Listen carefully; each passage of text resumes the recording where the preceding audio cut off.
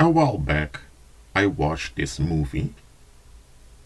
There's going to be spoilers in this video. That's why I'm not going to mention the title of the movie.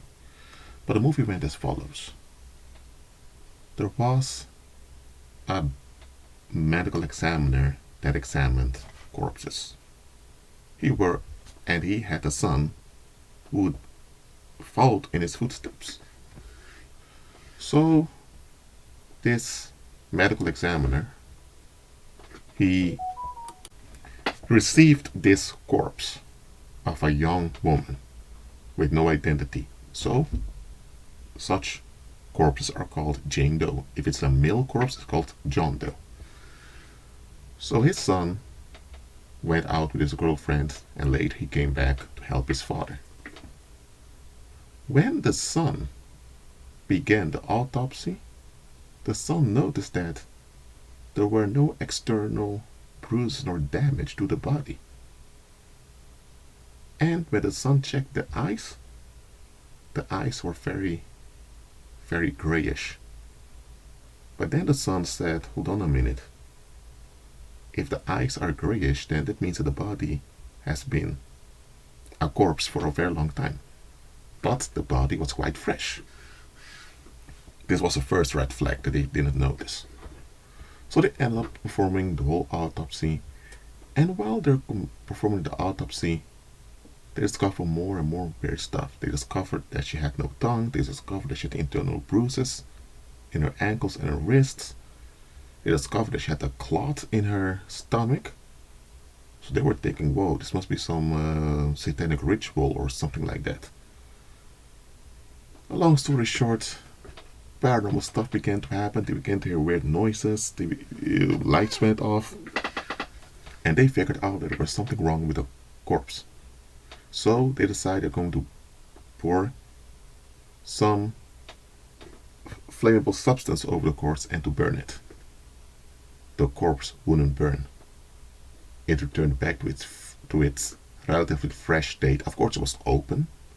It was still open, but the skin remained very soft, despite that they poured fire over it. So they were thinking, what is this? Eventually, they figured out that this woman used to be a witch, probably. And when they, after they couldn't burn the body, decided to examine her brains, they figured out that her brain cells were still alive.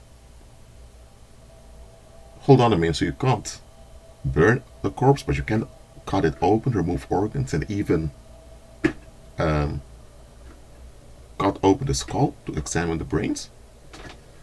So when the paranormal activity increased, the father told the corpse, let me help you, just so don't hurt my son. And what happened as follows. The father began to suffer many bruises, and every bruise he suffered caused healing to the corpse. So the corpse magically recovered. Despite that organs were removed and all of that, it magically recovered.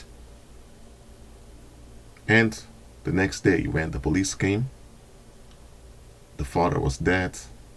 The son, who knows what happens with the son? And they found the corpse there in a fresh state. So they sent off the corpse to another medical examiner to examine it. And this is the moral of the story.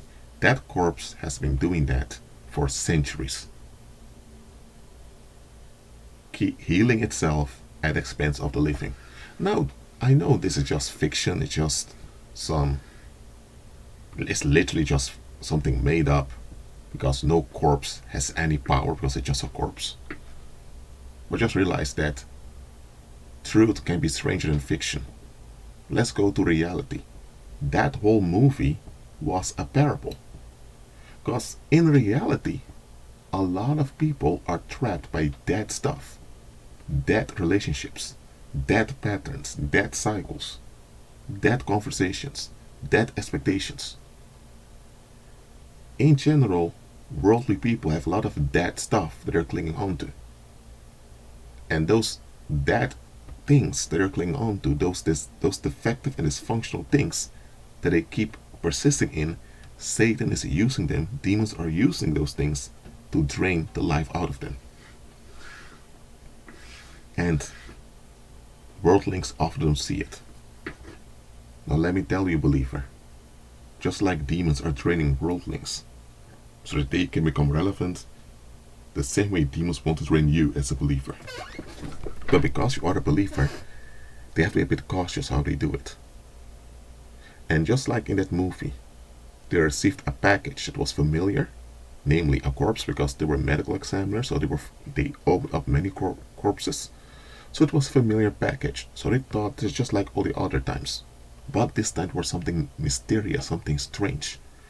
And the father was so intrigued that he wanted to figure out what happened. The son eventually said, you know what, Dad, let's stop this and finish it in the morning. But the dad said, no, I need to figure out what happened. And that became his doom. And the doom of the son that remained. So, just like that, demons will send a familiar package to you. And because you are familiar with what demons send to you, you are likely to receive it. It's only after receiving it that you begin to notice red flags. But often after we receive the package, we are already comfortable with what we received, that we don't want to put it away after we notice red flags. And that is what demons want us to do. Because the moment you notice red flags, but you're so familiar with what is going on, that you persist in what's going on, from that point on, you have enabled the deadly cycle to harm you. You're not aware of it, but the deadly cycle that demons trapped you in by giving you that package, whatever the package is, whether it's a relationship, a job, or some opportunity or whatever, the moment that you persist in that package, despite red flags that reveal that something is off, you have enabled that cycle over you. And that is what happens with many believers. They may be attending a local church. Then they begin to realize that, hold on a minute, why are so many people in this local church sick if by Jesus' stripes were healed? That's a very big red flag for them to leave that local church. Because Christ's power is not there. But because they're so familiar with church attendance, they decide to stay. And because of that, now the demonic cycle of ruin overtakes them. They did not permit nor give permission for it to happen to them. They just enabled it unaware by remaining in the dangerous situation. Anytime you persist in a dangerous situation, you are enabling that danger at your expense and at the expense of those around you. Or it can be that there is this female believer. She's married with a man that she later realized is not for Christ at all. She even doubts whether the guy is saved, and the guy is alcoholic and beating her. But because she was told God hates divorce, she stays. And now she promotes domestic violence as a norm by staying with the man. Because other women see her behavior as a believer, think, well, if she's a believer and she stays, I should stay also. And other women that follow her example by staying end up dead. Or, do you see how this goes? When you remain in something that's dangerous, you enable both harm on yourself and those around you.